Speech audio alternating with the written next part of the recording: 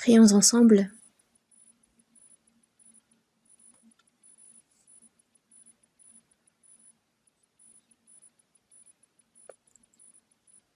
Dieu notre Père qui nous aime, qui est saint et miséricordieux, en cette fin des temps que tu as fixée, parmi tout ce grand monde, tu nous as appelés en premier, tu nous as sauvés, et dans ce monde rempli de péchés, tu nous as séparés saintement, et tu nous as placés dans l'Église où tu œuvres, où tu es avec nous. Tu nous permets d'apprendre ta parole, d'y obéir. Tu nous permets de vivre pour ta gloire et pour ta volonté. Nous te remercions pour toute cette grâce et pour l'aide que tu nous accordes à travers le Saint-Esprit. Nous qui avons été sauvés par ton sang précieux, nous nous sommes réunis en cette heure aujourd'hui pour louer ta grande grâce, pour apprendre ta parole. Merci de nous guider par ta parole. Les nombreuses églises dans le monde entier, tous les frères et sœurs qui, dans les difficultés, prêchent ton évangile et gardent la foi, sois avec eux.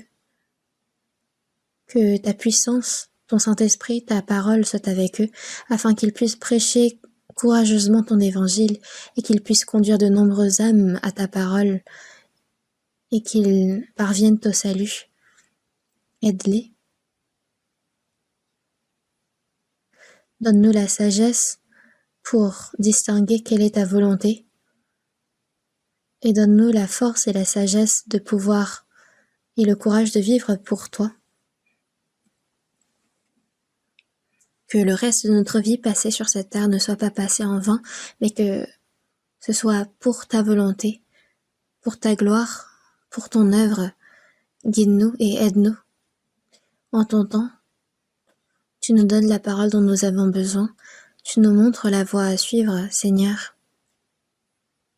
En cette heure même, donne-nous la parole dont nous avons besoin. Et enseigne-nous. Montre-nous quelle personne nous devons être devant toi. Dirige-nous afin que nous puissions vivre pour ta gloire et pour ton œuvre. Nous avons prié au nom du Seigneur Jésus-Christ. Amen. Cherchons ensemble la Bible. Colossiens, chapitre 3.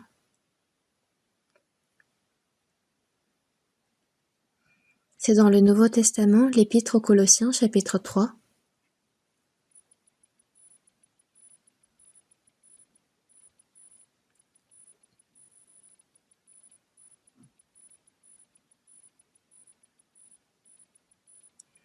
Colossiens, chapitre 3, verset 15. Colossiens, chapitre 3, verset 15. Ce verset, je vais lire. « Et que la paix de Christ, à laquelle vous avez été appelés pour former un seul corps, règne dans vos cœurs. Et soyez reconnaissants. » Jusqu'ici. Cet été très chaleureux a passé. Maintenant, l'automne également est passé. J'ai l'impression que l'automne passe très vite d'habitude. Et maintenant, c'est l'hiver froid qui approche. Dans le monde, il y a de nombreuses personnes qui souffrent à cause des climats extrêmes. Dans certains pays, beaucoup souffrent à cause du froid, et dans d'autres, c'est parce qu'il fait trop chaud. Il y a des pays où il ne pleut pas, au point que les bêtes meurent de sécheresse et de manque d'eau. Et s'il y a des pays où on n'arrive pas à cultiver la terre du manque de pluie, il y en a où il pleut tellement qu'il y a des inondations partout, les maisons qui s'écroulent à cause de cela. C'est vraiment des climats extrêmes. Et pour régler ces problèmes de climat, il y a plein d'organisations, plein de pays, chacun qui s'efforce, mais j'ai l'impression que ça n'aboutit pas assez. Et même ces choses-là, je me dis que ce serait peut-être les plaies que Dieu fait tomber en cette fin des temps sur ce monde. Comme il est dit, de grands tremblements de terre et en divers lieux des pestes et des famines. C'est comme cet été qui passe, cet automne qui passe et maintenant il vient l'hiver. En cette fin des temps viendra le temps des tribulations et le jour du retour du Seigneur approche pas à pas. Cette fin des temps est proche et en cette fin des temps que Dieu a fixée, nous sommes en train de la vivre, c'est certain. Dans la Bible, Jésus, en parlant des divers signes annonçant la fin des temps, disait « En voyant ces choses, sachez que le Fils de l'homme est proche à la porte. » Avant que le Seigneur revienne, il a dit qu'il y aura des signes, et nous en entendons parler. Au temps des apôtres, Jésus parlait comme s'il allait revenir dans quelques instants, mais il n'est toujours pas revenu. Et là, en ce moment, on a l'impression qu'il revient bientôt, mais on se dit, mais quand?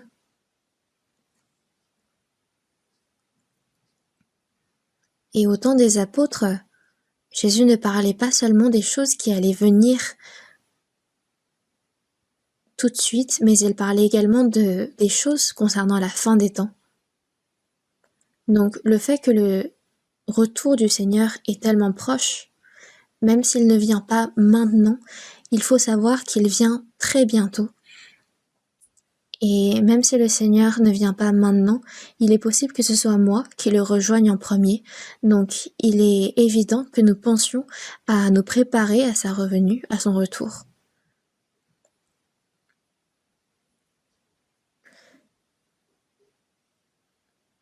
Et tous les signes, que ce soit les signes naturels, les signes politiques, les signes militaires, les signes moraux, toutes ces choses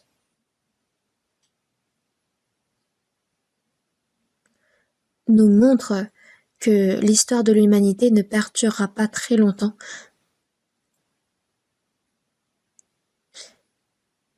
Que les choses s'accélèrent et que c'est que de plus grandes tribulations qui nous attendront dans le futur.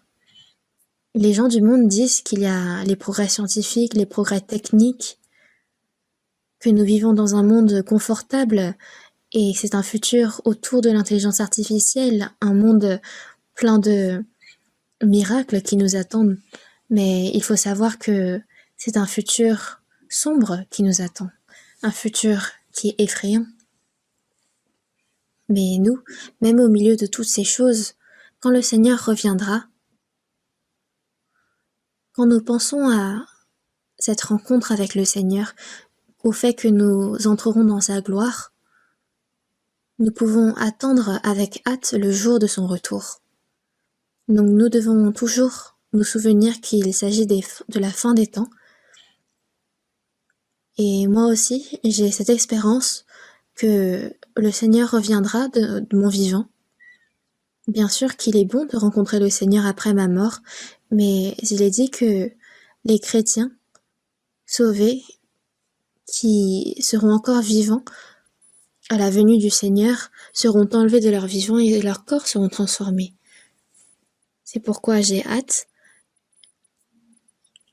Et nous devons, au retour du Seigneur, pouvoir l'accueillir sans avoir honte. C'est pourquoi nous devons faire de notre mieux dans notre vie de foi. Et jusqu'à maintenant, les dimanches, nous avons appris sur le thème vivre dans le Seigneur et continuellement nous sommes en train d'apprendre qu'est-ce que cette vie-là dans le Seigneur. Et aujourd'hui, c'est au tour de la parole dans Colossiens chapitre 3 verset 15 que la paix de Christ règne dans vos cœurs. C'est pour la paix que vous avez été appelés pour former un seul corps. Et soyez reconnaissants. C'est un verset qui est assez court, mais qui comporte beaucoup de contenu. C'est pour cela que je souhaite que nous réfléchissions là-dessus aujourd'hui, et que la paix de Christ règne dans vos cœurs. Que ce soit la paix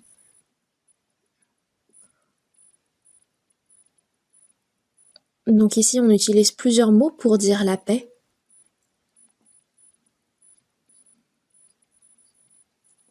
Et dans les épîtres de Paul, notamment dans Romains chapitre 1, verset 7,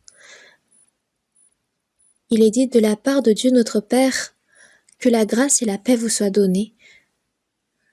Et pareil également dans Colossiens chapitre 1 verset 2, c'est la même parole qui revient: que la grâce et la paix vous soient données de la part de Dieu notre Père et du Seigneur Jésus-Christ. Et cette paix de Dieu n'est pas la même paix à laquelle pensent les hommes de ce monde. Et que la paix de Christ règne dans vos cœurs. Dans d'autres versions, il est dit que la paix de Christ dirige vos cœurs.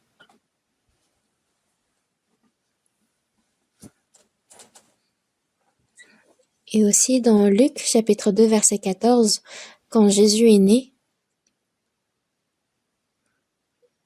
dans les champs de Bethléem, la nuit, il y a un ange qui est apparu auprès des bergers qui s'occupaient de leurs troupeaux. Un ange est apparu. Et à la suite, il y a eu de nombreux anges encore qui sont apparus dans les cieux et qui ont loué Dieu. Ils ont dit: gloire à Dieu dans les lieux très hauts et paix sur la terre parmi les hommes qui l'agréent. Jésus est né et il a sauvé les hommes des hommes, et c'est pour cela que cela rend gloire à Dieu et à tous ceux qui croient en cela et qui reçoivent le salut ont la paix désormais. Donc on parlait là de tout cela, de la paix qui allait venir par le salut de Christ. Et Jésus, pour sauver tous les hommes de ce monde, il est mort sur la croix et au bout de 3 jours il a ressuscité. Puis après il s'est montré aux disciples, n'est-ce pas? Dans Jean chapitre 20, à partir du verset 19, on voit que les disciples qui s'étaient dispersés sont allés voir le sépulcre de Jésus. Puis il y avait Marie Magdalene qui avait beaucoup de péchés, avec d'autres femmes qui étaient allées voir aussi sa sépulture. Et il y a eu des hommes qui ont vu Jésus de leurs propres yeux. Mais Jésus, de son vivant, avait déjà parlé à plusieurs reprises de sa mort sur la croix et de sa résurrection au bout de 3 jours. C'est juste que les disciples n'avaient pas encore compris ce fait. Comme les autres Juifs, les disciples pensaient que Jésus allait les délivrer des Romains, qu'il allait devenir leur roi. Si Jésus devient leur roi, qui parmi les disciples pourra s'asseoir à sa droite? Et c'est pour cela que les disciples s'étaient battus pour avoir l'autorité. C'était vraiment n'importe quoi. Que Jésus allait devenir le Messie et que eux, ils allaient pouvoir occuper la place juste à côté de lui. C'était avec ces pensées insensées-là qu'ils suivaient Jésus, mais Jésus finalement a été arrêté par Pilate, il a été amené à lui et il a été jugé. Les disciples en voyant cela s'étaient dispersés. Si Jésus n'avait pas ressuscité, il n'y aurait aucun des disciples qui aurait cru en lui.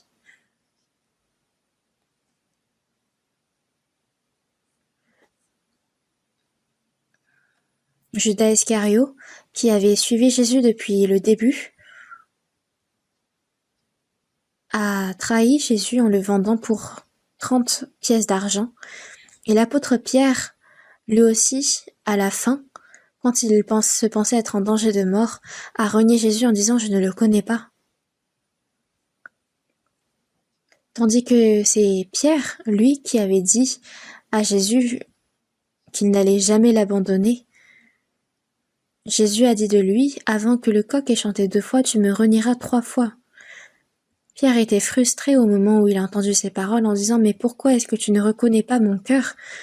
Je suis prêt à mourir pour toi, à être enchaîné pour toi. » Et lui qui criait à haute voix et qui confessait sa fidélité à Dieu, finalement, c'est lui qui a renié Jésus à 3 reprises. Et le coq a chanté. À ce moment-là, il s'est souvenu des mots du Seigneur. À mon avis, à chaque fois que un coq chante, il a dû se souvenir des mots de Jésus. Et je pense qu'il ne serait plus jamais nourri de poulet. Parce que pour lui, c'était un signe, c'était comme un châtiment. Donc, que ce soit Pierre inclus, tous les disciples, personne n'avait à se vanter. Et Jésus, c'est pour les péchés du monde qu'il est mort. Et en même temps, c'est par sa résurrection qu'il a prouvé qu'il était le sauveur du monde entier. Donc, l'expiation des péchés a été accomplie par sa mort sur la croix, mais par sa résurrection, il a montré à tous qu'il était le sauveur. Et c'est par là qu'il a fait croire. Jésus ressuscité, c'est pendant 40 jours qu'il s'est montré. Il avait un corps sain, spirituel, qui lui permettait de se montrer et parfois de se cacher. Et les disciples venaient le voir continuellement. Au début, ce n'était pas directement que Jésus s'était montré à ses disciples, mais c'était à quelques-uns seulement. C'est pourquoi, même s'ils avaient entendu ces mots, les disciples étaient douteux. Ils étaient moitié croyants, moitié douteux. Et finalement, dans Jean chapitre 20, vers la fin du verset 19, les disciples qui s'étaient dispersés s'étaient réunis de nouveau. Voyons ensemble dans l'Évangile selon Jean chapitre 20. L'Évangile selon Jean chapitre 20, verset 19.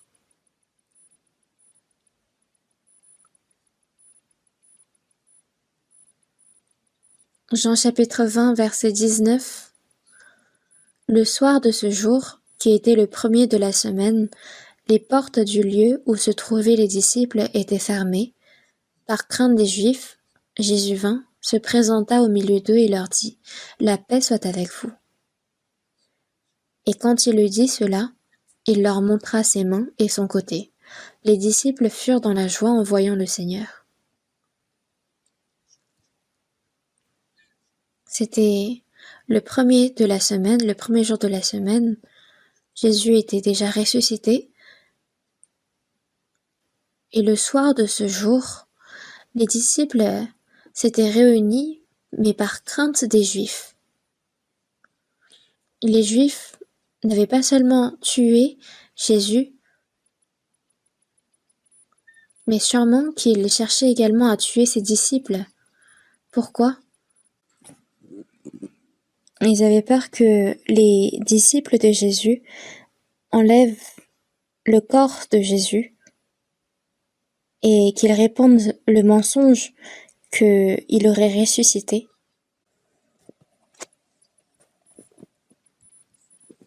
Ils ont même envoyé des soldats pour garder le sépulcre.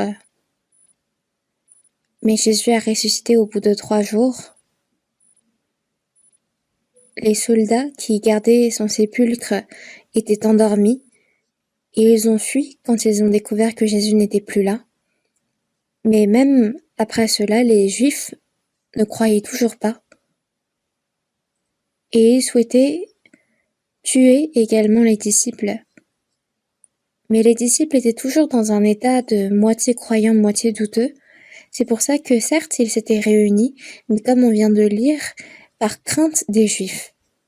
Ils craignaient que les Juifs les arrêtent eux aussi et qu'ils les tuent. C'est pourquoi ils s'étaient réunis, mais ils avaient fermé les portes du lieu où ils se trouvaient. Et ils se cachaient.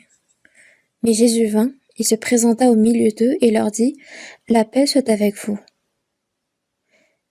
Il s'est présenté au milieu de là où où les disciples s'étaient réunis, et en montrant ses mains et son côté, il leur dit: La paix soit avec vous. C'est pour vos péchés que mes mains ont été ainsi clouées, où j'ai été percé par une lance sur mon côté, et maintenant la paix soit avec vous. Jésus est mort pour nous sauver de nos péchés. Et c'est par ses blessures, c'est par ses meurtrissures que nous sommes guéris. C'est par ses meurtrissures, c'est par sa souffrance que nous avons été guéris et que notre âme a été guérie éternellement. Et c'est pour cela que nous avons reçu cette paix. La paix soit avec vous. C'est à 2 reprises que Jésus a prononcé cette parole.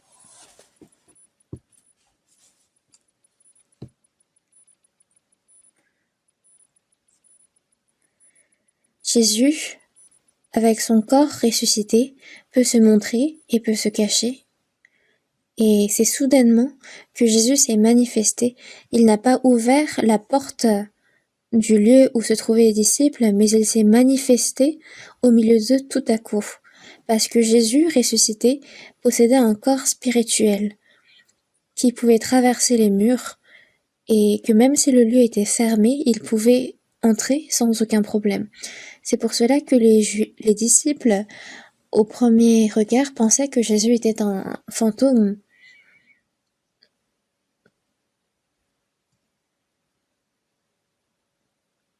On voit bien dans la Bible que les disciples avaient peur, mais Jésus leur montra ses mains et son côté.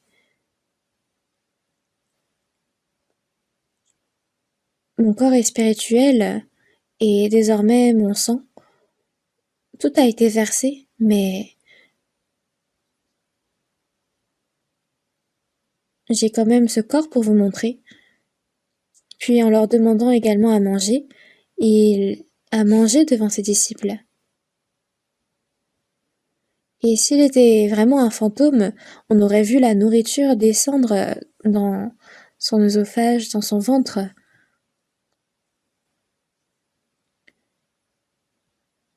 Mais la raison pour laquelle il a demandé de la nourriture, c'était pour montrer que son corps ressuscité avait également ce côté charnel. Puis ensuite, on voit la scène où Jésus rencontre de nouveau ses disciples sur le fleuve de Galilée. Il leur a demandé de sortir le filet, et à ses ordres, les disciples ont jeté un filet dans l'eau, et c'était un nombre inimaginable de poissons qui ont été pris dans ce filet.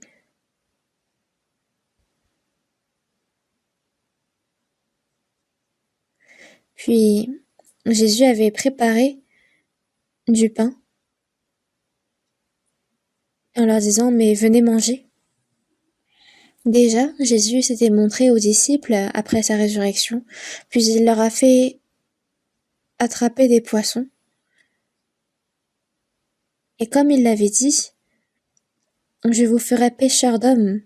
C'était semblable à la parole qu'il avait prononcée à Pierre, à André, à Jacques et Jean. Non seulement il l'a montré par ce miracle,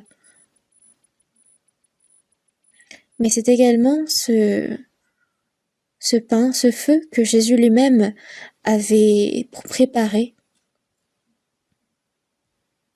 Jésus qui avait ressuscité, cette scène où on voit Jésus qui a préparé la nourriture et qui a communié avec les disciples, quand on y pense, c'est vraiment une relation spéciale et précieuse. C'est la scène de dernière communion entre Jésus et ses disciples. Et sur le fleuve de Galilée, Jésus ne s'est pas seulement montré, mais avant, c'est dans Jean chapitre 20, verset 19, c'était quand les disciples s'étaient cachés, s'étaient réunis dans un lieu fermé et que quand Jésus s'est manifesté à eux, il y a marqué qu'il s'est présenté au milieu d'eux. Et quand on voit cette parole, nous, à quoi devons-nous penser? C'est que en ce moment, nous ne pouvons voir le Seigneur.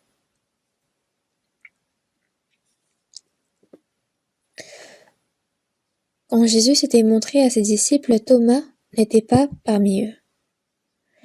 Donc c'étaient les disciples qui sont allés voir Thomas en disant « Nous avons vu Jésus, notre maître. » Puis je leur ai répondu « Mais est-ce que vous l'avez touché ? Il faut que vous le touchiez pour savoir. Moi, tant que je ne l'ai pas touché, je n'y croirai pas. » Et 7 jours après, Jésus s'est montré de nouveau, et je pense que c'était pour Thomas, justement. Et spécialement à Thomas, il lui a dit « touche mes mains, touche mon côté, ne sois pas incrédule, mais crois. » C'est pourquoi Thomas, en disant « Je suis désolé, mais... » Et après, il aurait touché sûrement. Puis, ce qu'il dit, au final, c'est « Mon Dieu, mon Seigneur !» Et Jésus, après cela, il a dit « Toi, tu crois parce que tu m'as vu, mais heureux ceux qui y croient et qui ne m'ont pas vu. » Nous n'avons pas vu pour croire, mais c'est par la parole que nous avons cru. Parce que Dieu a mis tellement de preuves dans la Bible pour nous permettre de croire. Dans Actes, il est dit que Jésus a placé là de nombreuses preuves pour nous permettre de croire. Jésus, avant de monter dans les cieux, pendant 40 jours après sa résurrection, il s'est montré à de nombreux hommes. Dans 1 Corinthiens chapitre 15, il est dit, il y a un moment, Jésus s'est montré à plus de 500 hommes en même temps. Jésus, même encore aujourd'hui, les Juifs même encore aujourd'hui disent que c'est un mensonge que Jésus a ressuscité. C'est pour cela que les Juifs croient à l'Ancien Testament mais pas au Nouveau Testament. Ils disent que Jésus n'a pas encore ressuscité. Ils ne croient pas en Jésus qui est mort sur la croix et ils attendent seulement Jésus qui va revenir en tant que roi des rois. Mais avant que Jésus revienne en tant que roi des rois, quand l'Antéchrist va apparaître, les Juifs qui attendent Jésus vont sûrement accueillir l'Antéchrist en premier. Nous n'avons certes pas vu, mais nous croyons à travers la parole. Heureux ceux qui ont cru et qui n'ont pas vu.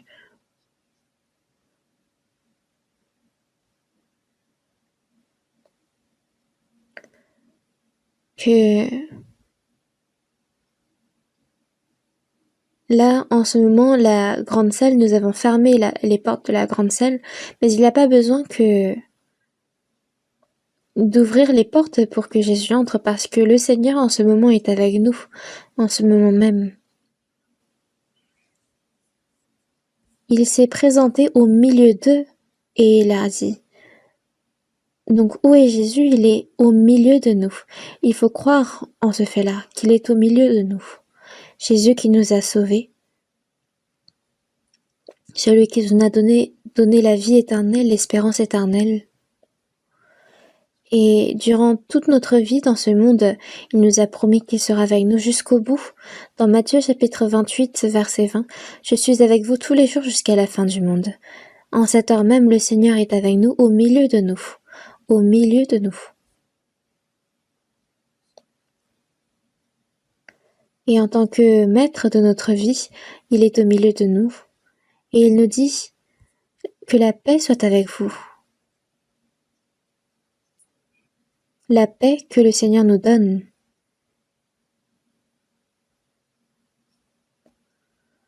C'est une paix qui est accordée aux chrétiens sauvés seuls. La paix soit avec vous, cette parole revient à de nombreuses reprises dans la Bible. Même l'apôtre Paul, à chaque fois qu'il écrivait des épîtres,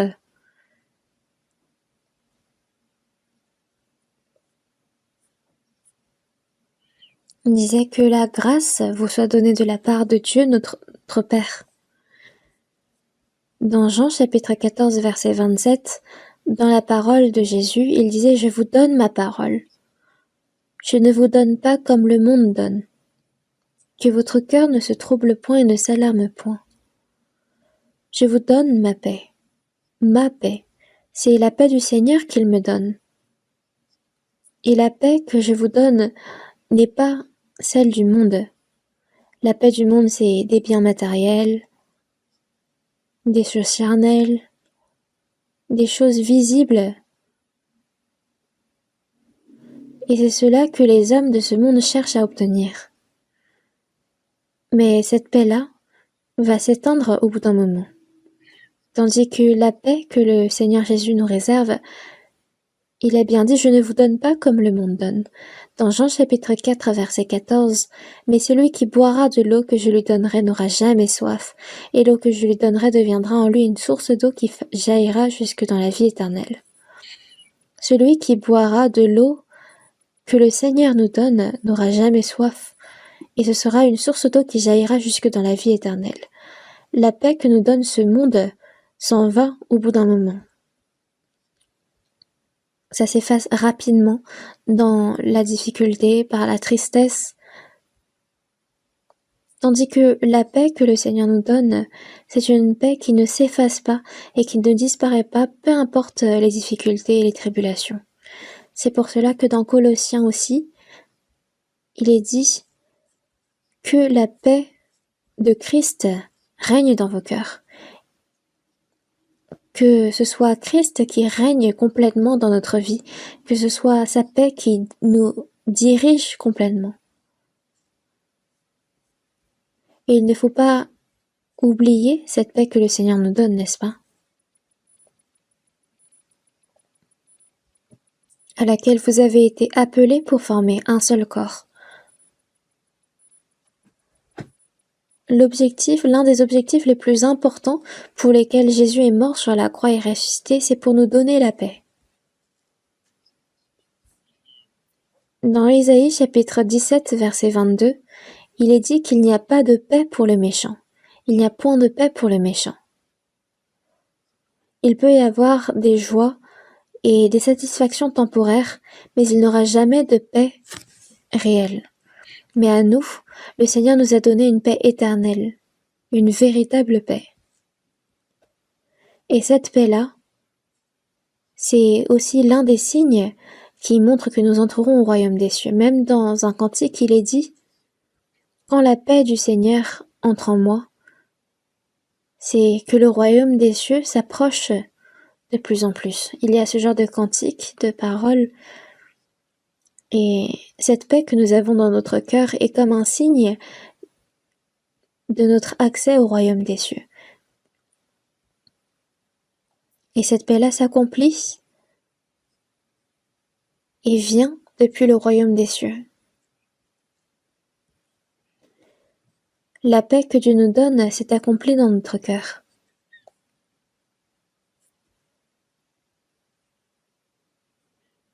Et cette paix-là, il faut qu'elle règne dans notre cœur.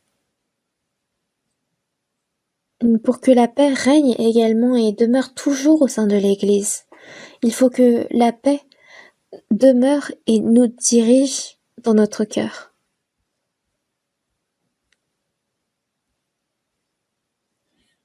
Dans Jean chapitre 1 verset 14, « Et la parole a été faite chair et elle a habité parmi nous. » Ici, on nous désigne Jésus. Dans Jean chapitre 1 verset 1, « La parole, au commencement était la parole, et la parole était avec Dieu, et la parole était Dieu. » On dit de Dieu qu'il est la parole, et c'est parce que Dieu, nous ne pouvons le voir de nos propres yeux, mais il s'est manifesté par sa parole. Donc la parole était Dieu, et nous, c'est à travers la parole que nous pouvons savoir qui est Dieu. Dieu qu'on ne peut voir s'est fait chair, et c'est Jésus. Même s'il n'y a personne n'a jamais vu Dieu, le Fils unique qui est dans le sein du Père est celui qui l'a fait connaître. C'est pour cela que Jésus disait « Celui qui m'a vu a vu le Père ». C'est pour cela que dans Jean chapitre 1 verset 14, « Et la parole a été faite chair, et elle a habité parmi nous. » Dieu qui s'est fait chair a habité parmi nous, pleine de grâce et de vérité. Et nous avons contemplé sa gloire. Jésus, c'est Dieu fait chair, et quand on regarde Jésus, on voit qu'il est plein de grâce et de vérité. Quand nous recevons le salut, le Seigneur demeure en nous, et il fait en sorte que nous soyons remplis de sa grâce et de la vérité. Et c'est par le Saint-Esprit que nous recevons la grâce de Dieu, et c'est dans sa grâce qu'il nous approvisionne de tout son amour. Il y a tous ses présents, pleins de grâce et de vérité, et c'est dans ce lieu-là que la paix de Dieu demeurera éternellement.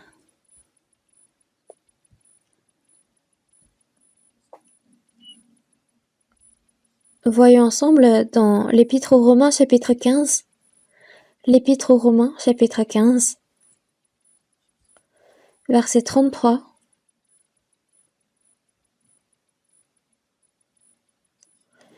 Romains chapitre 15, verset 33, on va lire ensemble « Que le Dieu de paix soit avec vous tous. Amen. »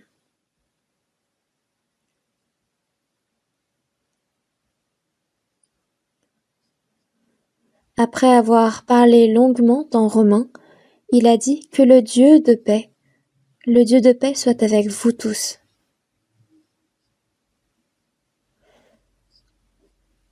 Dieu nous a donné la vie éternelle, l'espérance éternelle par son amour et sa grâce, et ce Dieu de paix est avec nous jusqu'au bout. Voyons ensemble également dans Romains chapitre 16, verset 20. Romains chapitre 16, verset 20, on lit ensemble « Le Dieu de paix écrasera bientôt Satan sous vos pieds. Que la grâce de notre Seigneur Jésus-Christ soit avec vous. » Le Dieu de paix écrasera bientôt Satan sous vos pieds. Satan qui s'oppose à Dieu,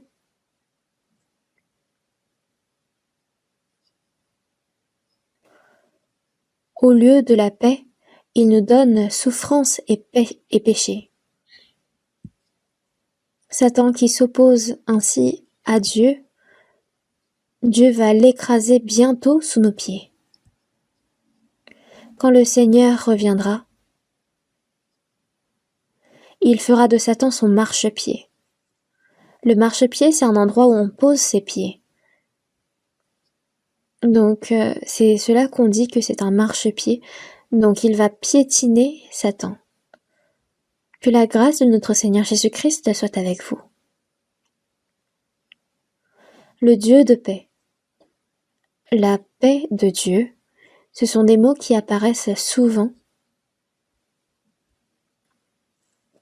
Donc, la paix de Dieu, la grâce de Dieu et sa bénédiction seront toujours avec nous, c'est ce qu'il est en train de dire. Dans Ésaïe chapitre 26, verset 3, nous avons vu cette parole avant. À celui qui est ferme dans ses sentiments. À celui qui est ferme dans ses sentiments, tu assures la paix parce qu'il se confie en toi. On avait vu cette parole, n'est-ce pas? Vous la connaissez, n'est-ce pas? Est-ce que vous l'avez récitée? C'était où? Dans quel livre? Dans Ésaïe, chapitre 26, verset 3.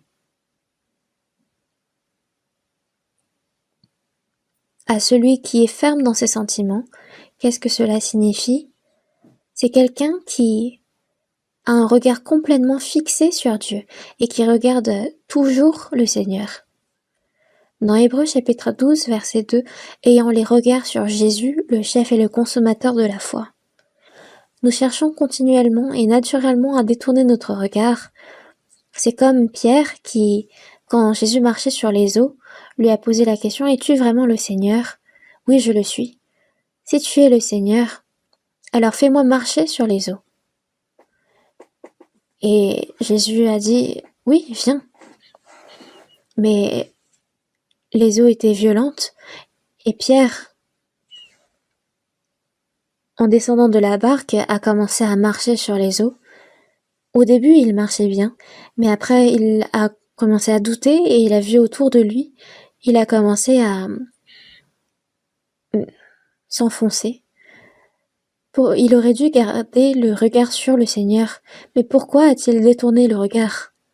Donc d'être ferme dans ses sentiments, c'est de toujours avoir le regard fixé sur le Seigneur et de toujours le regarder, peu importe ce qui se passe. À celui qui est ferme dans ses sentiments, tu assures la paix, la paix. C'est une parole vraiment importante. Nous devons donc toujours garder la paix de Dieu dans notre cœur. Et il faut que dans notre quotidien, la paix de Dieu soit celle qui règne sur nous. Nous devons faire en sorte qu'elle domine sur nous. Quand notre cœur s'éloigne de Dieu, cette paix est brisée. Ce n'est pas le salut qui est brisé, mais c'est la paix liée à ce salut qui est brisée.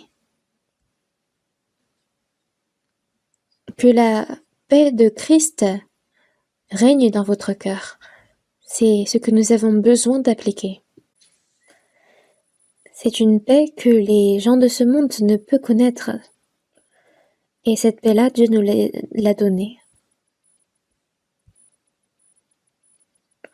Et soyez reconnaissants, il est dit également. Voyons ensemble dans Éphésiens, l'épître aux Éphésiens, chapitre 5.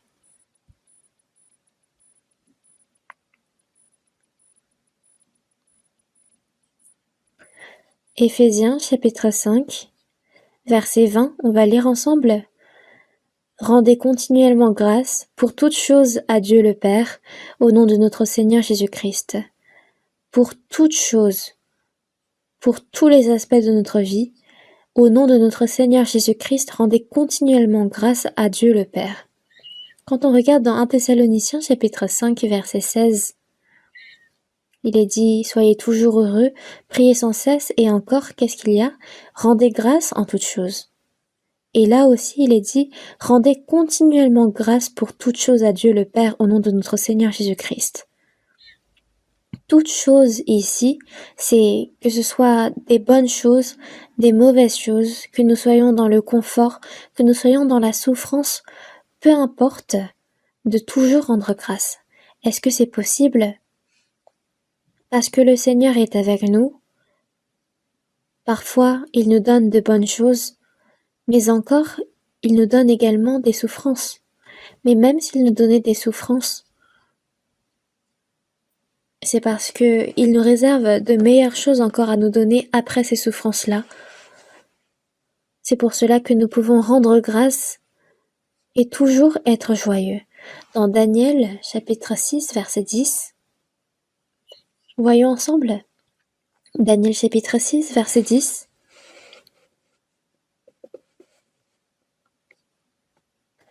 C'est après le livre d'Ézéchiel, il y a le livre de Daniel.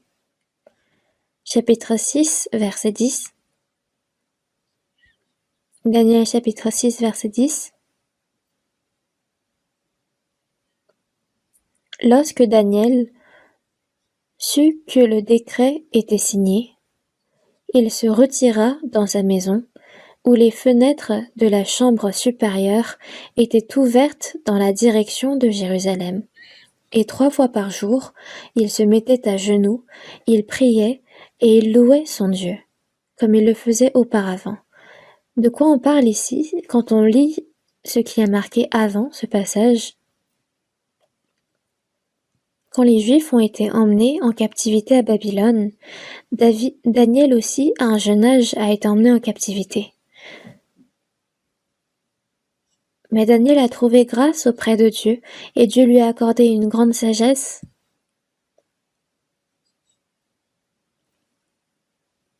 Et c'était au temps de Médée, donc du roi Darius, quand il a établi 120 chefs pour diriger son royaume. Parmi ces chefs-là, Daniel est devenu un ministre. Donc il avait ce rôle de ministre. Et parmi les 3 ministres qu'il avait établis, Daniel était particulièrement en avant. Quand on regarde dans Daniel chapitre 6, versets 3 et 4, Daniel surpassait les chefs et les satrapes parce qu'il y en avait en lui un esprit supérieur, et le roi pensait à l'établir sur tout le royaume. Alors les chefs et les satrapes cherchèrent une occasion d'accuser Daniel au sujet des affaires du royaume, mais ils ne purent trouver ni occasion ni faute, parce qu'il était fidèle, et qu'on ne trouvait chez lui ni faute ni rien de mauvais. Daniel a été emmené en captivité à Babylone, et pourtant le roi l'a choisi et l'a établi sur tout le royaume. C'est pour cela que, parce que le roi pensait à l'établir sur tout le royaume, donc de le faire surpasser les chefs et les satrapes, ces derniers ont été jaloux et ils ont cherché une occasion d'accuser Daniel, mais ils ne purent trouver ni occasion ni faute. Ils ne purent trouver ni occasion ni faute. Ils cherchaient un sujet de dénoncer Daniel, de l'accuser, mais ils n'ont rien trouvé. On parle d'ennemis politiques à notre époque. Quand l'autre s'élève mais que moi je m'abaisse, j'essaye de le tirer vers le bas et de prendre sa place. Mais Daniel, lui, était tellement fidèle en toutes choses qu'ils ne purent trouver ni occasion ni faute.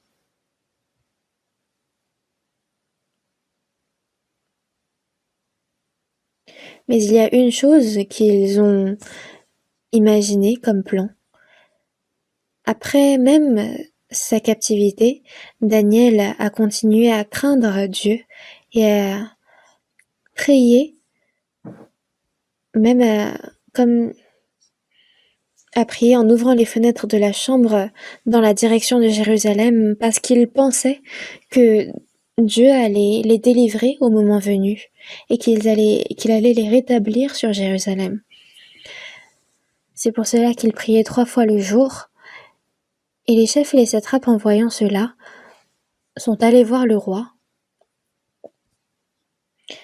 et ils lui ont dit: Ô roi, si maintenant, dans l'espace de 30 jours, si quelqu'un adresse des prières à quelque dieu, à quel âme, excepté toi, mon roi, il sera jeté dans la fosse aux lions.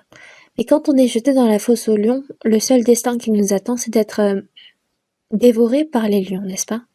Mais le roi a acquiescé, il a approuvé et il a apposé son sceau à ce décret. Sauf que Daniel, sans aucun changement, même en sachant que le décret était signé, il se retira dans sa maison et il a prié 3 fois par jour. Il n'était pas du tout secoué et il priait et louait son Dieu, comme il le faisait auparavant. Peu importe ce qu'il se passait, il croyait en ce que Dieu était avec lui et c'est pour cela qu'il pouvait louer son Dieu.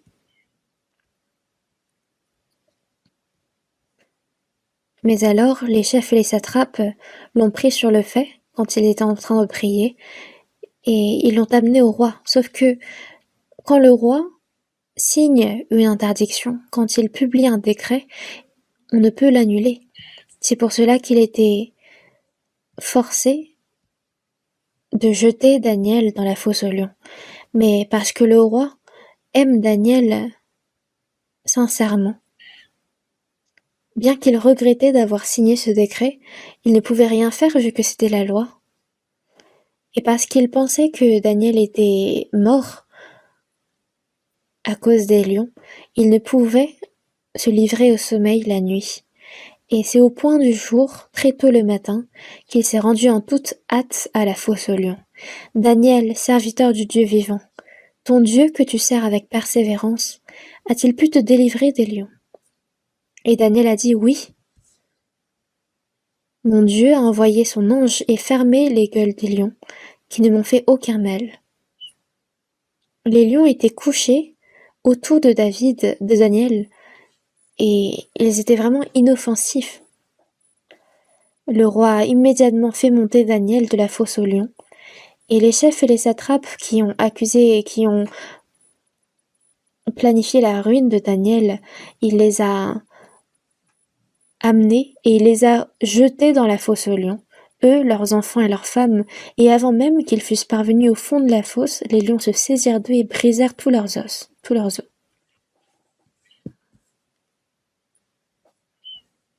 Ce qu'il faut qu'on sache ici, c'est que peu importe la situation, dans n'importe quelle situation, Daniel a continué à servir Dieu, à le craindre et à prier, à le louer. Il est dit qu'il a prié Dieu et qu'il a loué Dieu. De rendre grâce en toute chose, c'est que peu importe ce qu'il se passe, tant qu'on croit que Dieu est avec nous toujours, on peut avoir cette paix et le louer. Donc, la paix et les louanges, c'est lié. Dans Actes chapitre 16, verset 22, Paul et Silas étaient en train d'évangéliser, mais ils ont été attrapés et ils ont été battus de verges. Puis ils ont été emprisonnés dans une geôle sous terre, et parce qu'ils étaient enchaînés, ils ne pouvaient pas du tout bouger. Et qu'est-ce qui s'était passé pendant la nuit? Il est dit que vers le milieu de la nuit, Paul et Silas priaient et chantaient les louanges de Dieu. L'apôtre Paul, avant de rencontrer Jésus, était un homme qui persécutait ceux qui croyaient en Jésus. Et il est dit que quand le diacre Étienne avait été lapidé, il avait approuvé le meurtre d'Étienne. Il avait obtenu l'autorisation spéciale de la part des sacrificateurs pour persécuter les chrétiens. Et c'est en chemin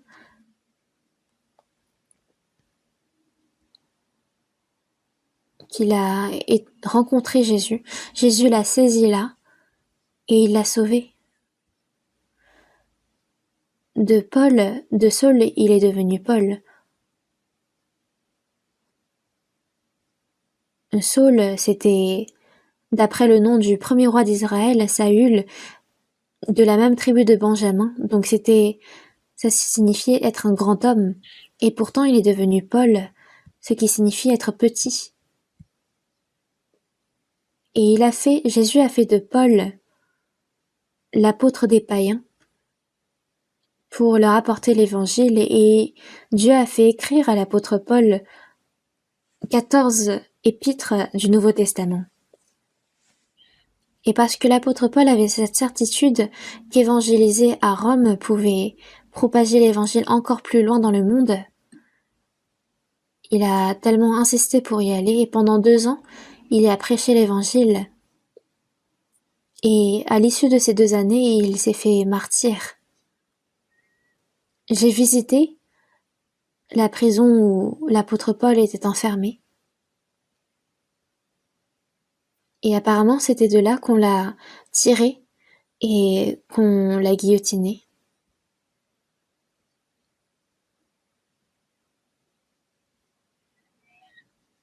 Mais c'était quand, à Philippe, ils évangélisaient et qu'ils ont été battus de verge après avoir été jetés dans la prison,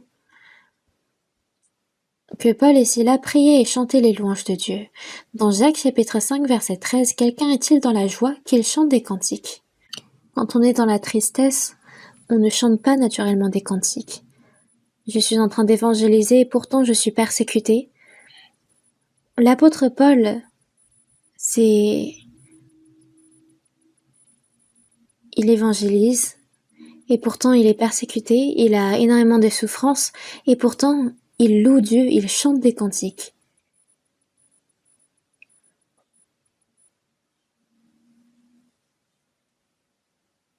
Et les disciples également, quand ils ont été emprisonnés, battus de verge, ils se réjouissaient de ce qu'ils pouvaient souffrir pour le Seigneur.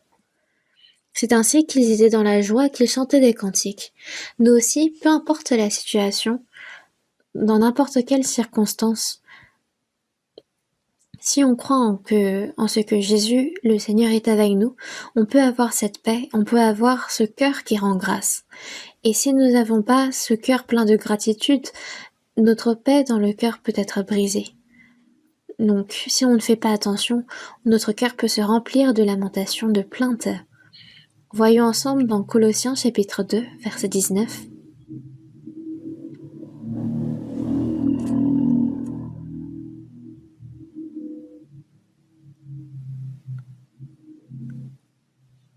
Colossiens chapitre 2, verset 19.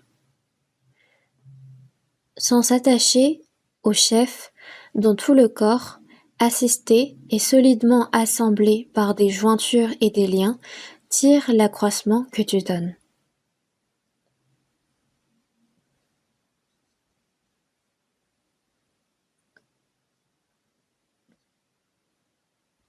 L'épître aux Colossiens comporte beaucoup d'explications sur ce qu'est l'Église. Et il est dit sans s'attacher au chef. Il faut que le corps puisse bien soutenir la tête, n'est-ce pas? Parce que si la tête n'est pas bien soutenue, la tête est le centre de notre corps.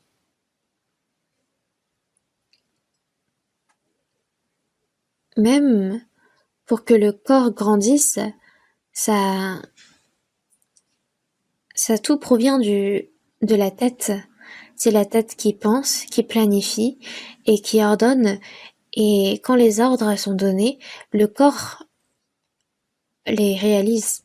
Donc c'est tout centré autour de la tête que le corps réalise les actions commandées par le cerveau. Et il est dit que Jésus est la tête, qu'il est le chef et que nous sommes son corps. Jésus est le chef, la tête de l'Église et nous sommes son corps. C'est une parole qui revient souvent dans Éphésiens, Colossiens et Philippiens.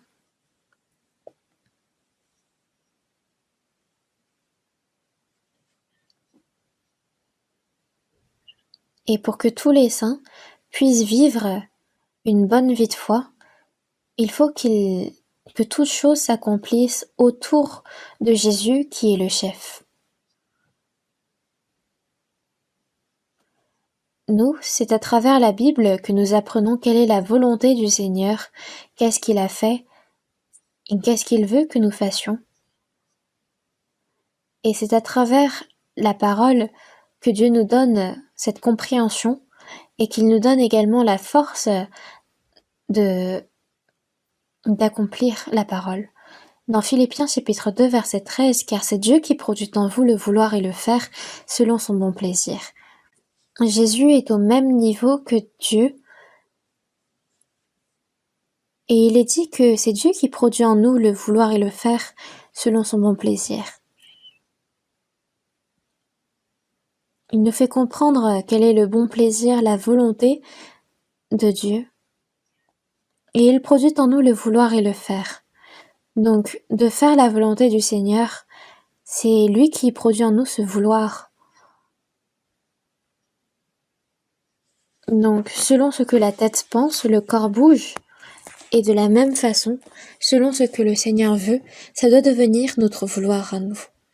C'est la volonté de ma vie, le vœu de ma vie.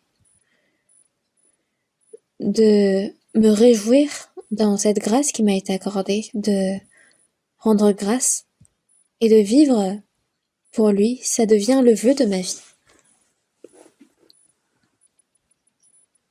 Et il faut que toute ma vie soit centrée autour de Jésus qui est désormais mon chef.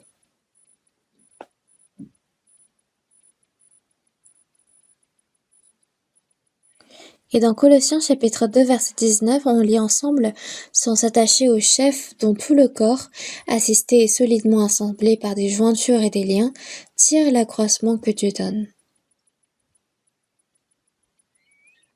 Dans la comparaison du cep de la vigne, il est dit que Jésus est le cep et que nous sommes ses sarments.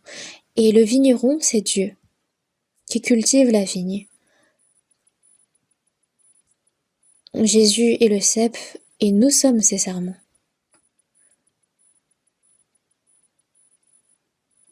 Et pour que les nutriments qui viennent des racines puissent arriver jusqu'aux sarments, Il faut que les serments restent attachés au cep pour pouvoir porter du fruit.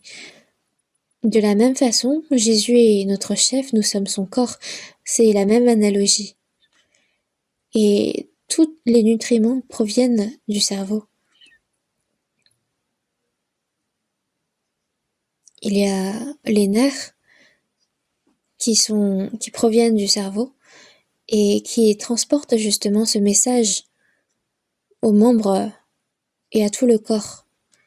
Il y a également les hormones qui sont produites par le cerveau et qui sont ensuite transportées pour faire fonctionner le corps.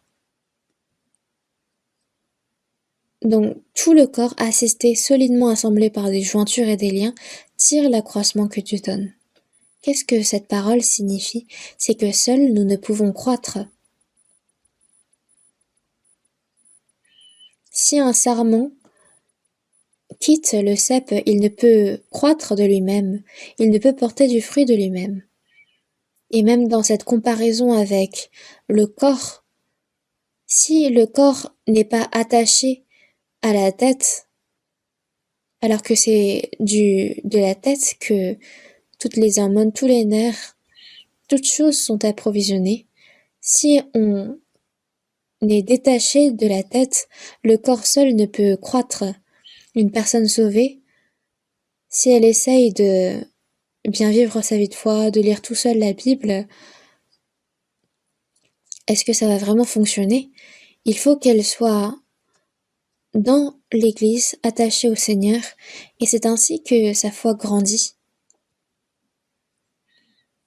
Et la dernière fois, quand nous apprenions sur Éphésiens chapitre 4, verset 13, jusqu'à ce que nous soyons tous parvenus à la mesure de la stature parfaite de Christ, il faut que notre foi grandisse, mais si nous quittons cette assemblée, nous ne pouvons grandir.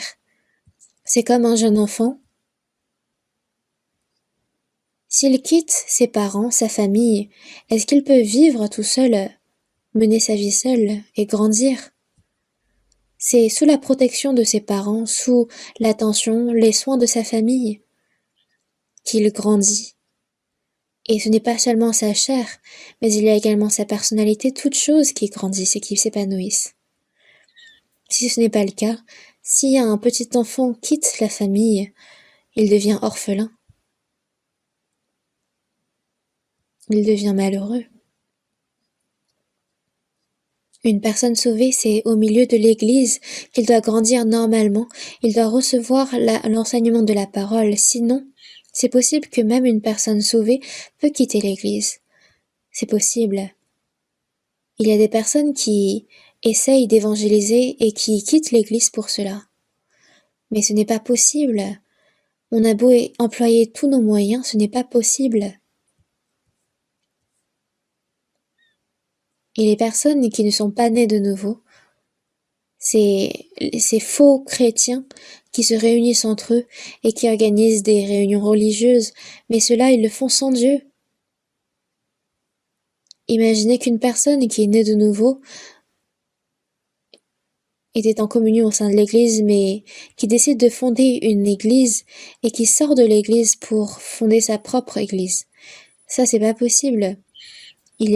J'en vois quelques-uns de temps en temps qui font ça et ils ont beau essayer, ça ne marchera pas. Même la vie de foi, on nous dit souvent venez à l'église et c'est vrai qu'au bout d'un moment on peut en avoir marre. On nous dit venez, on va participer à telle réunion, à tel entraînement et on peut se dire ah ça je peux le faire tout seul, mais est-ce que seul on peut apprendre la Bible? Il est dit au chef assisté solidement assemblé par des jointures et des liens. Est-ce qu'on peut le faire seul? Est-ce qu'on peut grandir seul? Non, c'est pas possible. Une personne sauvée, au bout d'un moment, quand il a vécu pas mal de temps dans sa vie de foi, pense qu'il a suffisamment grandi, en se disant moi ça fait 5 ans, ça fait 10 ans que j'ai été sauvé. Mais peu importe si c'est 5 ans, 10 ans, une fois qu'on quitte la communion, on ne peut plus grandir.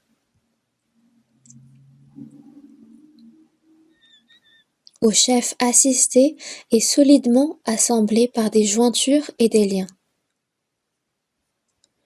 C'est de là qu'on tire l'accroissement. Les doigts également, c'est quand ils sont attachés à la paume, à la main, qu'ils croissent. C'est tout le corps qui grandit ensemble. C'est pas les membres séparément qui grandissent. Mais si un membre se détache du corps, il ne peut non seulement pas grandir, mais il ne peut rien faire. Quand on quitte l'église, on ne peut rien faire. Dans 1 Corinthiens chapitre 3 verset 1, l'apôtre Paul écrit cette lettre en s'adressant à l'église de Corinthe et il dit à l'église de Corinthe: vous êtes encore charnels. Les saints de Corinthe, ça faisait longtemps qu'ils étaient sauvés. Ils ont la connaissance sur la Bible et beaucoup disent avoir des dons spirituels, mais l'apôtre Paul, en les voyant, il dit: non, vous êtes encore des charnels. Vous êtes encore comme des enfants. Puisqu'il y a parmi vous de la jalousie et des disputes, n'êtes-vous pas charnels et ne marchez-vous pas selon l'homme? L'apôtre Paul voyait bien qu'à l'église de Corinthe, il y avait beaucoup de jalousie, de disputes. L'apôtre Paul était parti à Corinthe pour évangéliser. Et les saints de Corinthe, en voyant l'apôtre Paul, ont dit: il ne fait même pas partie des 12 disciples qui ont suivi Jésus. Comment ose-t-il prêcher l'évangile et essayer de nous éduquer? Ils étaient arrogants, orgueilleux, et ils n'ont pas accepté l'apôtre Paul. Et le mois dernier, dans notre calendrier de la Bible, il est dit: la connaissance enfle, mais la charité édifie. Une personne qui aime devient humble, mais quand la connaissance enfle, on accroît nos connaissances, on devient orgueilleux, et c'était le cas de l'église de Corinthe. L'église de Corinthe parlait bien, ils avaient beaucoup de connaissances bibliques, mais l'apôtre Paul, en les voyant, disait: vous êtes encore des enfants en Christ. Vous êtes encore charnels, il y a encore parmi vous de la jalousie et des disputes. Parce que ça fait longtemps qu'on est sauvé, ça ne signifie pas automatiquement qu'on est mature, qu'on est grand. Les personnes, charnellement, quand ils naissent, ils grandissent naturellement. Mais notre foi, ce n'est pas avec le temps que naturellement ils maturent.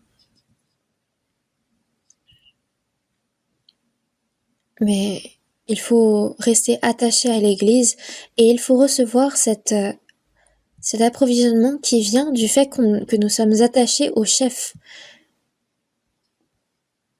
Et c'est à partir du Saint-Esprit, c'est Dieu qui fait croître. Et il a sa propre méthode pour nous faire croître. Et si nous ne nous adhérons pas à cette méthode, c'est pas mal de chrétiens, quand on les voit plusieurs années après leur salut, on se rend compte qu'ils n'ont pas du tout grandi. Tandis qu'il y a des personnes qui sont sauvées depuis peu et qui pourtant sont très matures dans la foi. Pourquoi tant de différence? C'est parce que certains, après leur salut, ne restent pas attachés à l'Église et ne reçoivent pas cet accroissement que l'on peut recevoir au sein de l'Église.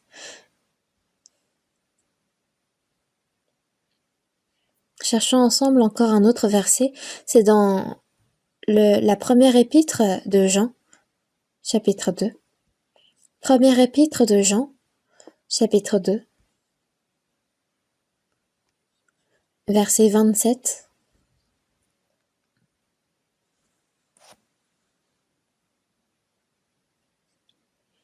Un Jean chapitre 2, verset 27.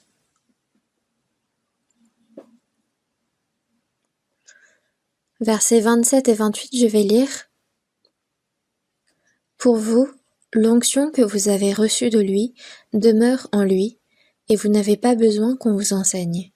Mais comme son onction vous enseigne toute chose, qu'elle est véritable et qu'elle n'est point un mensonge, demeurez en lui selon les enseignements qu'elle vous a donnés. Et maintenant, petits enfants, demeurez en lui, afin que lorsqu'il paraîtra, nous ayons de l'assurance et qu'à son avènement, nous n'ayons pas honte devant lui. Ici, il est dit l'onction que vous avez reçue de lui.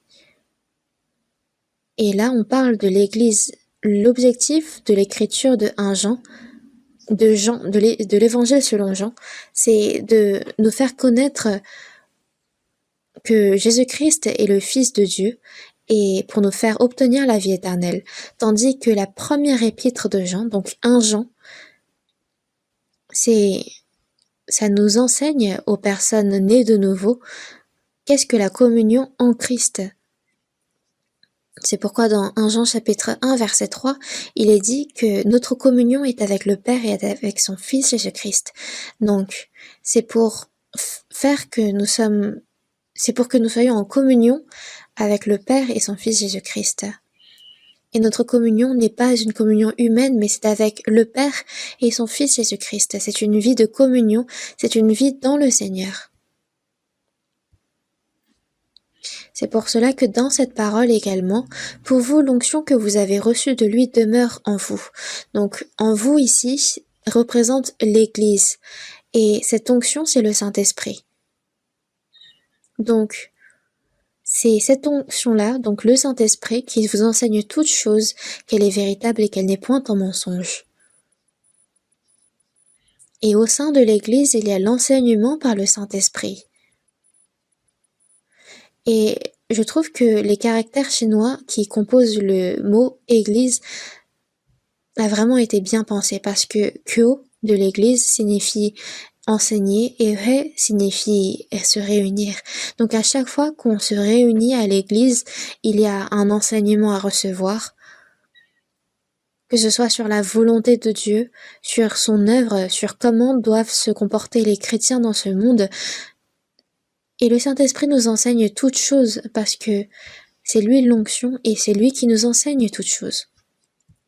Qu'elle est véritable et qu'elle n'est point un mensonge. Demeurez en lui selon les enseignements qu'elle vous a donnés. Quand on demeure dans le Saint-Esprit, il n'y a point de mensonge. Nos pasteurs enseignent la Bible et il est possible qu'ils peuvent exprimer leurs pensées, qu'ils peuvent se tromper. Mais est-ce que, concernant les enseignements sur la Bible, il y a eu de grandes erreurs? Ils peuvent se tromper parce qu'ils sont humains, mais il n'y a pas de mensonge, il n'y a pas d'erreur concernant la Bible en elle-même. Quand je navigue un peu sur les chaînes sur la télévision, je vois parfois des chaînes sur des religions et tout, et quand je reste un peu sur la chaîne pour écouter,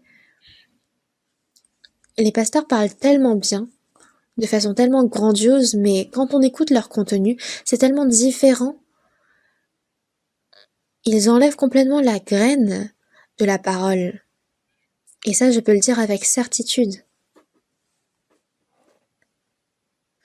C'est comme la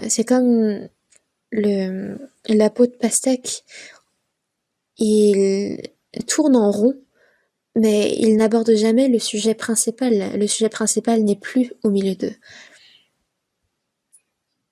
Je sais pas comment vous ressentez le fait que j'aborde ce sujet, mais c'est une vérité. Aux personnes qui fréquentent ce genre de secte, ce genre de fausse église, posez-leur la question. Y a-t-il eu un moment où vous êtes né de nouveau? Eux ont la certitude que c'est le zèle qui les sauveront. Pour pouvoir rencontrer le Seigneur, il faut être zélé, il faut bien mener sa vie de foi. C'est pour cela qu'on peut entrer dans le royaume des cieux, c'est ce qu'ils sont en train de répéter et répéter. Mais le zèle à quel point?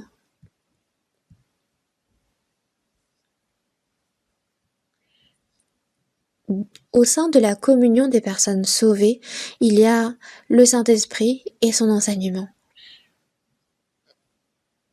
Donc, selon les enseignements qu'elle vous a donnés, elle vous enseigne toute chose, et qu'elle est véritable, qu'elle n'est point un mensonge, demeurez en lui.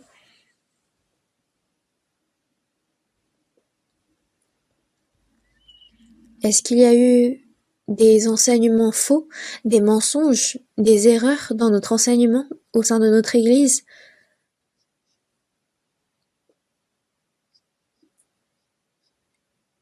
C'est nous essayons tous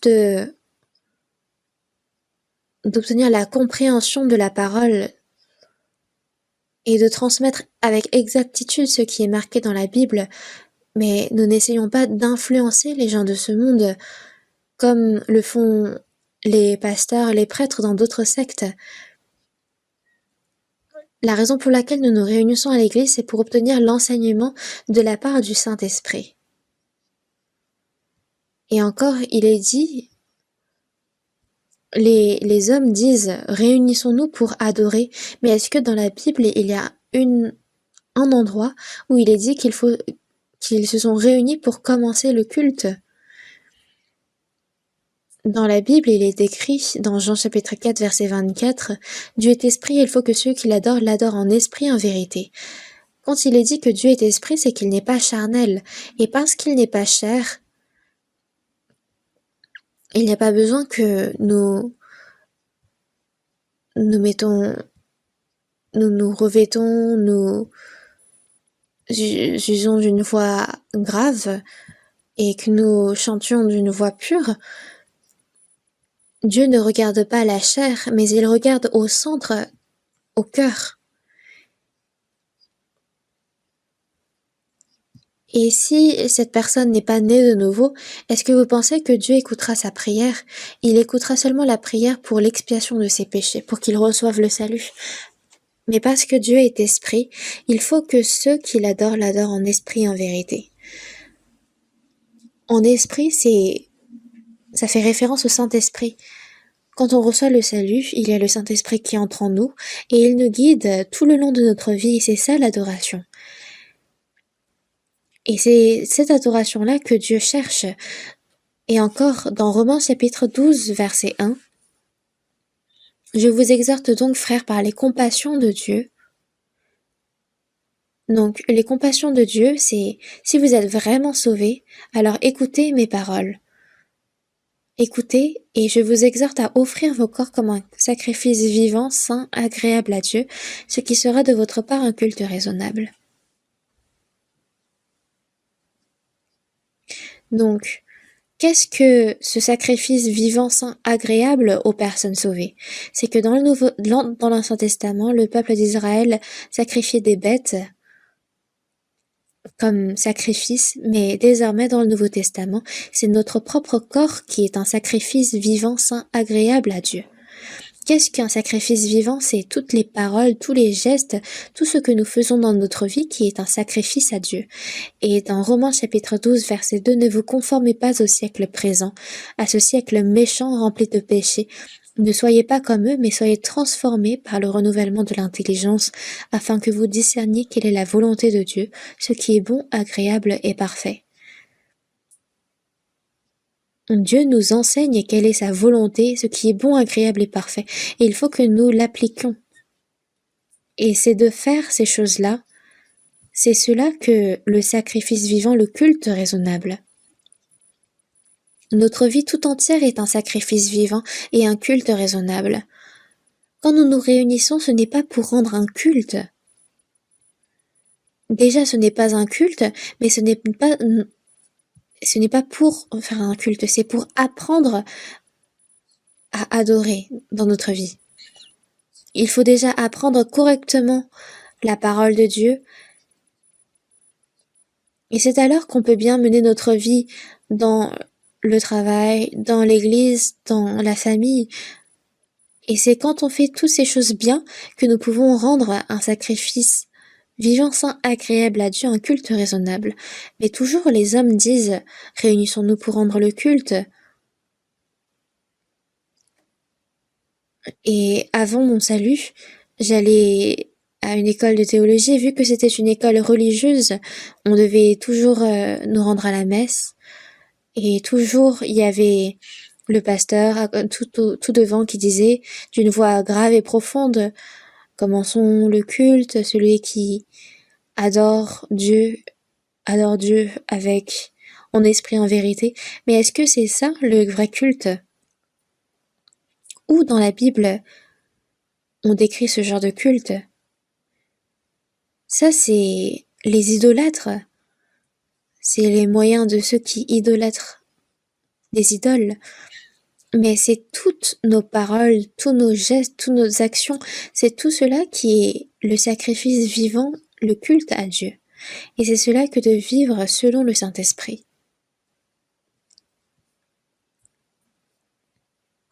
Le Saint-Esprit est là pour nous faire comprendre sa grâce, la grâce de Dieu, sa volonté, et il nous enseigne continuellement comment vivre. Mais à quoi ça sert de recevoir cet enseignement et de l'oublier? Il est dit que nous ne soyons pas des auditeurs oublieux, mais se mettant à l'œuvre. Celui qui reçoit la parole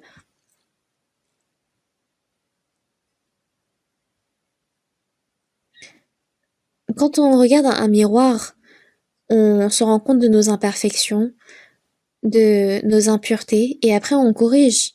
Mais même en voyant le miroir, on oublie tout de suite après.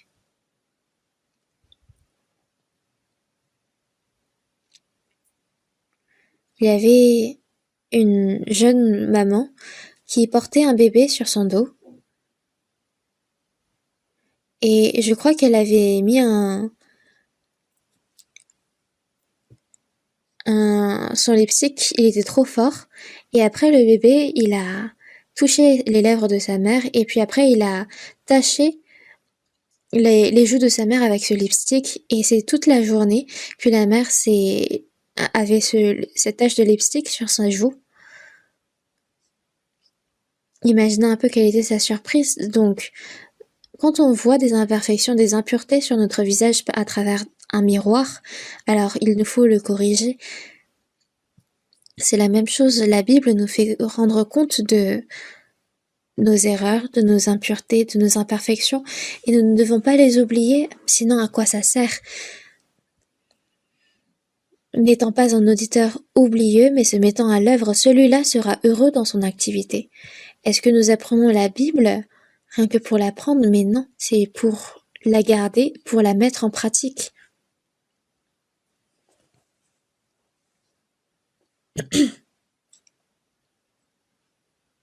C'est pour cela que nous continuons à recevoir l'enseignement du Saint-Esprit dans la parole.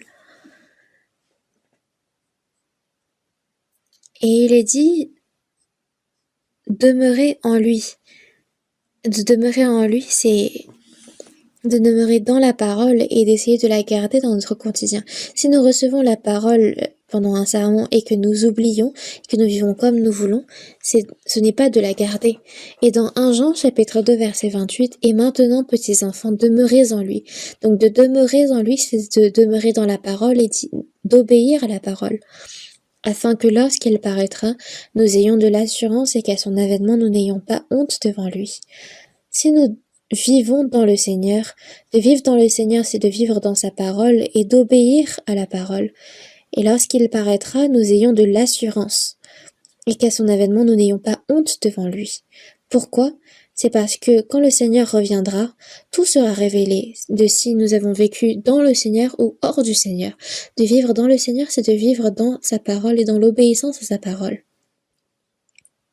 Toutes les personnes qui écoutent en ce moment apprennent avec zèle, mais il y en a qui s'efforcent d'appliquer la parole qu'ils ont entendue dans leur quotidien et d'autres qui ont écouté la même parole et qui pourtant vivent comme ils veulent.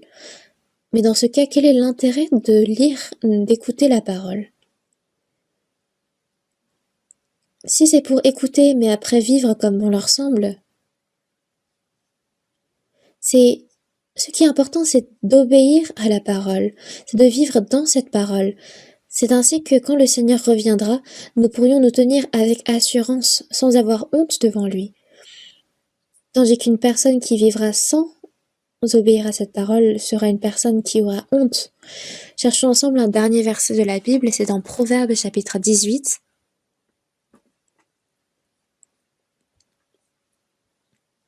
Proverbes chapitre 18. Chapitre 18, verset 1, on va lire ensemble. « Celui qui se tient à l'écart cherche ce qui lui plaît, il s'irrite contre tout ce qui est sage. » Celui qui se tient à l'écart, ici on parle de quelle sorte de foule?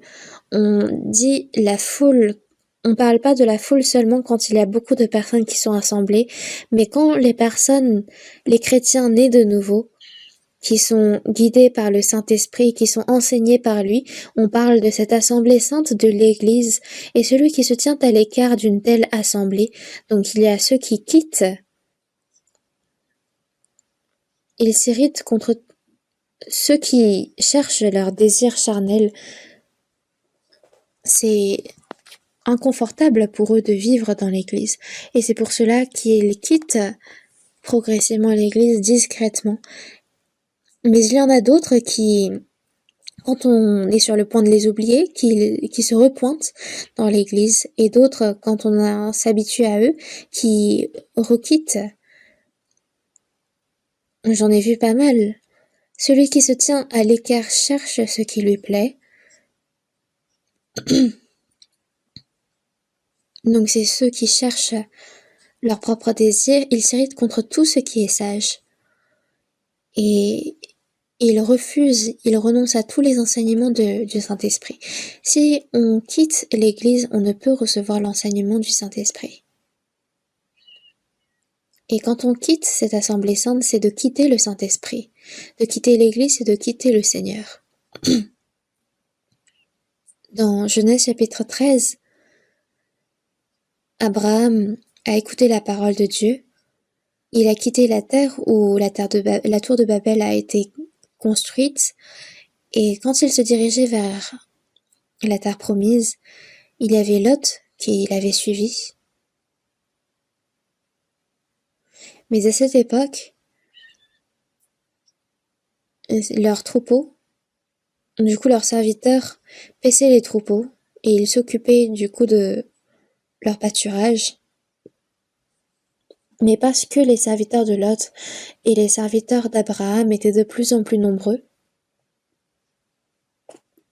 leurs troupeaux également, il y a eu une dispute entre les serviteurs d'Abraham et de Lot. Abraham, s'approchant donc de Lot, lui dit: Nous sommes liés par le sang, il n'est pas bon pour nous de nous disputer à cause de nos troupeaux.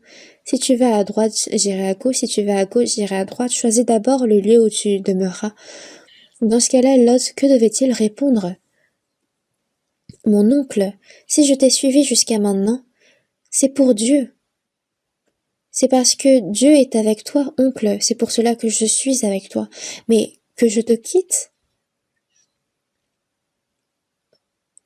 il aurait dû reprocher plutôt ses serviteurs. Parce que de quitter son oncle, c'est de quitter Dieu.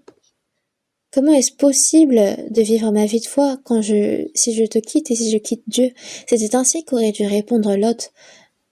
Mais lui, au contraire, il a sauté sur l'occasion et il s'est dit: bon, je vais choisir en premier alors. Puis il a levé la tête, il a vu Sodome et Gomorrhe, qui étaient près du fleuve du Jourdain, qui étaient des terres fertiles. Et c'était avant que Dieu détruise ces terres. Et ça avait l'air vraiment favorable. C'est pour cela qu'il a choisi ces villes-là. Puis il a quitté Abraham. Qu'est-ce qui s'est passé ensuite? Vous le savez bien. Sodome et Gomorrhe étaient des villes remplies d'iniquité. Et Dieu les a complètement détruites, il les a jugées par le feu et le soufre. Il les a complètement retournées par le feu et le soufre. Mais Abraham a prié ardemment pour que Lot soit sauvé. Et c'est seulement sa vie qui a été épargnée. C'est seulement sa vie qui a été épargnée. Et à la femme de Lot, on lui avait dit de ne pas se retourner, mais elle s'est retournée et elle est devenue une statue de sel. C'est pour cela que quand on regarde dans 1 Corinthiens chapitre 3, il est dit: ils sont sauvés, mais comme au travers du feu.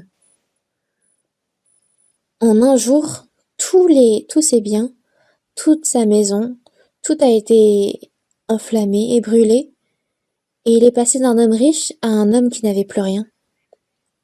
J'ai moi-même été témoin d'un incendie de ville, et c'est vraiment tout le village qui a été ravagé. Il n'y avait rien qui restait, juste la propre vie de Lot. Lot a été certes sauvé, sa vie a été épargnée, il a reçu le salut certes, mais sans rien d'autre. C'est comme ce monde qui va être brûlé. Est-ce que vous vivez pour des choses qui vont être brûlées en même temps que ce monde, ou alors vous vivez pour des choses qui resteront quand ce monde prendra fin? Bien que nous vivons sur cette terre, nous cherchons les choses d'en haut du ciel.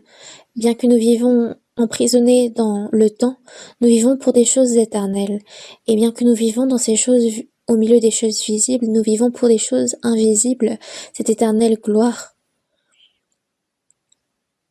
Et alors, quand ce monde prendra fin, quand toute chose sera brûlée, il y aura seulement les choses éternelles qui vont rester, et il se peut que, pour certains, ils aient seulement un salut honteux, rien que leur vie qui soit épargnée. C'est pour cela que continuellement nous devrons continuer à apprendre sur la vie dans le Seigneur.